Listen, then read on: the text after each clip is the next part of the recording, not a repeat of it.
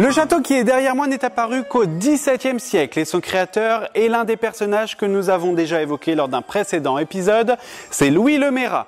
Il est tombé tout de suite sous le charme de la bâtisse et il a voulu faire comme au château de Drouot-Saint-Bal, utiliser le bras de la Seine pour pouvoir créer des douves, clôturer son château par des murs et de créer un pont-levis qui a aujourd'hui totalement disparu. C'est pourquoi on reconnaît l'influence parisienne dans ce bâtiment avec ce corps central très volumineux, mais surtout la bâtisse qui est dite de Louis XIII, que nous pouvons reconnaître grâce à cet esprit très rectiligne, mais aussi ses moulures qui prouvent cet attachement à ce style architectural. N'oublions pas aussi une petite rareté dans notre département, ces briques décoratives uniques, mais surtout ce château qui est fait de pierres entièrement locales.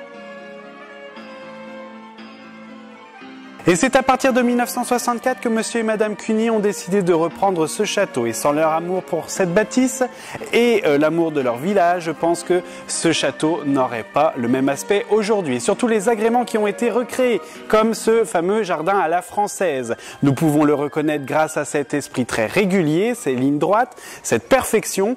Et il n'a pas à rougir des autres jardins, car nous pouvons retrouver ce fameux jardin dans les plus grands châteaux de France, comme par exemple Versailles. Donc je vous invite à venir voir de vos propres yeux cette bâtisse Louis XIII et ce fameux jardin à la française lors des journées du patrimoine et aussi lors de l'ouverture du parc.